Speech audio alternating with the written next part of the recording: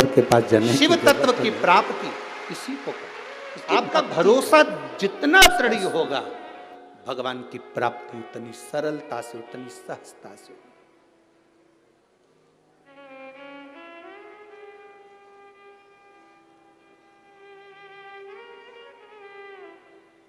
कोई तुमसे पूछे कहां गई हो 5 दिन के लिए, कह देना बालाजी सरकार की गोद में बैठकर शंकर की कथा का श्रवण कर रही हूं, अपने जीवन को सार्थक कर रही हूं। ददरौआ धाम, हाँ। मैं जंगल में, तो कहना जंगल में ही तो मोर नाचता है। बालाजी सरकार भी इसी जंगल में बैठकर नाचकर दुनिया का कल्याण कर देते हैं, इस जंगल में। हाँ, उसकी प्राप्ति का केंद्र बिंदु है। कहीं शहर में कथा होती तो मन भटकता कि वहां भी हो जाऊं, वहां भी हो जाऊं, वहां पर भी हो जाऊं। यहां तो 6-7 बजे के बाद तुम्हारा मन क्या, तुम ही नहीं भटकोगे। मन क्या, तुम ही ना भटको। रेंदो दादा यहीं बैठो और ढोलक पीट पीट के हरिओम में मेरा भोला नगर। अब तुम्हारा तो मन करे सो तो चल, कहाँ जाना, बस यहीं बैठे भजन करा, स्मरण करा, कीर्तन करा, मंत्र जाप करा, नाम जाप करा, 5 दिन तक जपते रहे उसका नाम, श्री शिवाय नमस्तुभ्यम बोलते रहे और अपने जीवन को सार्थक बनाते रहे। इससे बढ़कर सुख क्या है,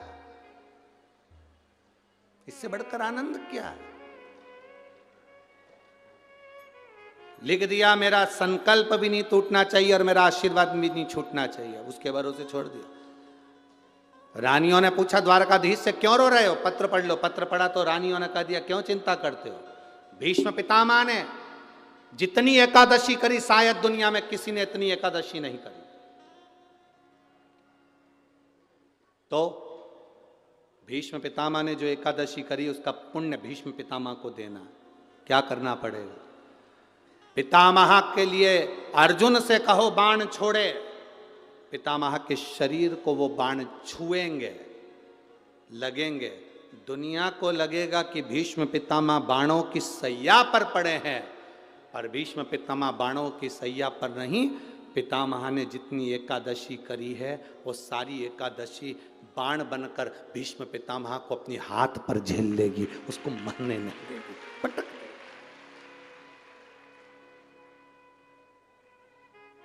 जिसको इतने सारे बाण चुभे हों उसको कितना कष्ट होगा, पर भीष्म पितामह का पूरा शरीर देखो, पूरी कथा देखो, भीष्म पितामह की महाभारत को उठाकर एक एक पर्व को पढ़कर देखना, उसमें भीष्म पितामह बड़े आनंद से बाणों की सैया पर पड़े। द्वारकाधीश पूछ रहे हैं, मरते क्यों नहीं हो, दर्द नहीं हो रहा, कष्ट नहीं हो रहा।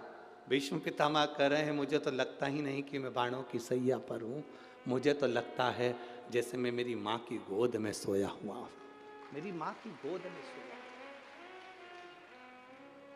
एकादशी ने भीष्म पितामह को झेल कर रखा था। एकादशी शिव कथा कह रही है। कोई चिढ़ रहा है, चिढ़ने दो, कोई अपशब्द कह रहा है, कहने दो, कोई आड़ा टेढ़ा कह रहा है, कहने दो, कोई कुछ भी बोले तुम्हें मतलब नहीं। देवराज नामक का ब्राह्मण अपशब्द कह रहा था, चिढ़ रहा था।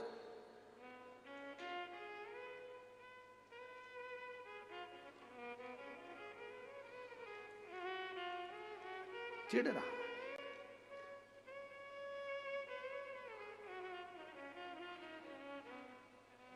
एक बार कई लोग प्रश्न करते हैं, गुरुजी आप कहते हो कि